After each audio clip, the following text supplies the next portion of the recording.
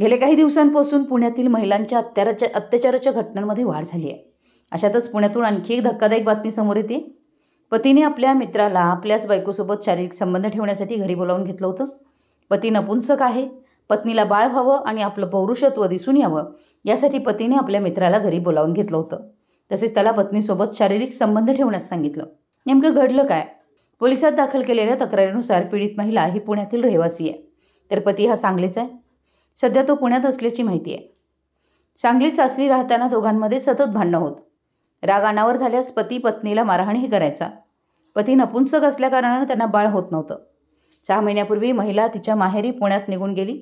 पती देखील पुण्यात स्थायिक झाला। त्यानंतर त्याने आपल्या मित्राला बोलावून घेतलं। मित्र आज इथेच राहणार आहे, त्यासाठी आज जेवण तयार कर असं नवरा बायकोला म्हणाला। नंतर मित्राने विवाहित महिलेकडे वेगळ्याच नजरेनं पाहिलं। महिलेला या गोष्टीचा राग आला।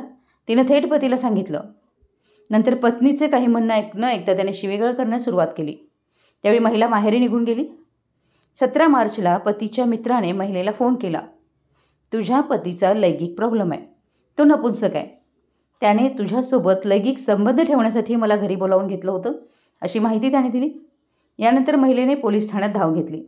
तसेच पती आणि त्याच्या मित्राविरोधात तक्रार दाखल केली।